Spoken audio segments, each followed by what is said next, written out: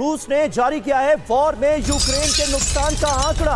ये आंकड़ा क्या कहता है? वॉर में अब तक 444 यूक्रेनी कॉम्बैट एयरक्राफ्ट गिरा दिए गए। यूक्रेन ने 10,000 के करीब टैंक और दूसरे आर्मर्ड व्हीकल भी खोए हैं, इनका नुकसान हुआ है। यूक्रेन को सैकड़ों हेलीकॉप्टर्स और हजारों ड्रोन्स का नुकसान हुआ है, यह बताया गया है रशिया की तरफ से। यानी यह बताने की कोशिश कि रूस ने कितना बड़ा नुकसान किया है यूक्रेन का, वो भी तब जब तमाम नेटो मुल्क उसके साथ।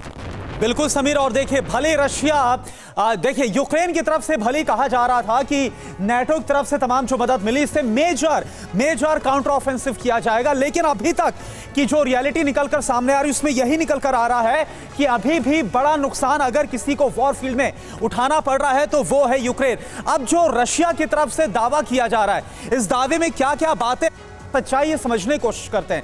आइए ये देखते हैं कि अभी तक वॉर में यूक्रेन को नुकसान कितना हुआ है, यह आपके लिए जानना बहुत जरूरी। आंकड़े के जरिए रूसी रक्षा मंत्रालय की तरफ से खुद ये जो जानकारी है वो साझा की गई है। आप देखिए वॉर में अभी तक यूक्रेन को जो नुकसान हुआ है उसके मुताबिक कॉम्बैट एयरक्राफ्ट 444, इसके अलावा यूएवी 4,668, साथ टैंक्स और आर्मर्ड कॉम्बैट व्हीकल्स की बात की जाए 10,000 टैंक्स और आर्मर्ड कॉम्बैट व्हीकल का नुकसान हुआ है। Helicopter 239, surface to air missile system 426 और multiple rocket launchers 1,124 multiple rocket launchers का जो नुकसान है वो हुआ है। सोर्स क्या है?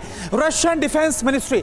अब मैं चाहूंगा राजीव सरदाना सर आपसे सवाल और विस्तार के साथ इसको आप थोड़ा समझाइए कि ये जो बात है, क्योंकि आंकड़े कौन जारी कर रहा है, रूसी रक्षा मंत्रालय, कितना विश्वास किया जा सकता है और क्या ये जो वॉर फील्ड में हमें नजर आ रहा है ये उसी का प्रतिबिंब है जो ये आंकड़े सामने रखे गए?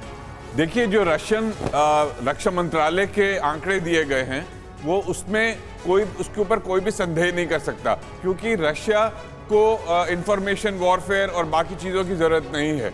रशिया स्ट्रॉन्ग और रशिया अपना जो एरिया ऑक्युपाई करना चाह रहा था, डीमिलिटराइज करना चाह रहा था यूक्रेन में, उसमें वो सक्षम हुआ है। तो इसलिए ऐसा क्यों? लेकिन रूस की तरफ से जो आंकड़े जारी किए जा रहे हैं आप कह रहे हैं उस पर संदेह नहीं किया जा सकता। यूक्रेन की तरफ से जो आंकड़े जारी किए जाते हैं उस पर तो आप हमेशा संदेह जताते हैं। बिल्कुल जताते हैं, क्योंकि यूक्रेन अकेला नहीं लड़ रहा, नेटो पूरा साथ लड़ रहा है, उनके अमेरिका साथ लड़ रहा है। तो इसलिए अपने हथियार बेचने के लिए, अपने आप को जस्टिफाई करने के लिए कि हमने इतने हथियार दिए इसलिए हम काउंटर ऑफेंसिव ऑपरेशन दिखा रहे हैं। लेकिन चाहे प्रैक्टिकली कुछ भी ना हो रहा हो, ये जो सारा माल दिया जा रहा है, इनको एड दी जा रही है और वेपन्स दिए जा रहे हैं, इसको जस्टिफाई करने के लिए काउंटर ऑफेंसिव का नाम दे रखा है। तो इसलिए मैं कहूँगा जो बाकी पश्चिमी देशों से आता है उसमें जरूर शक है, लेकिन रशिया की तरफ से जो आंकड़े लिए जाते हैं मेरे को उन पर कोई शक नहीं है।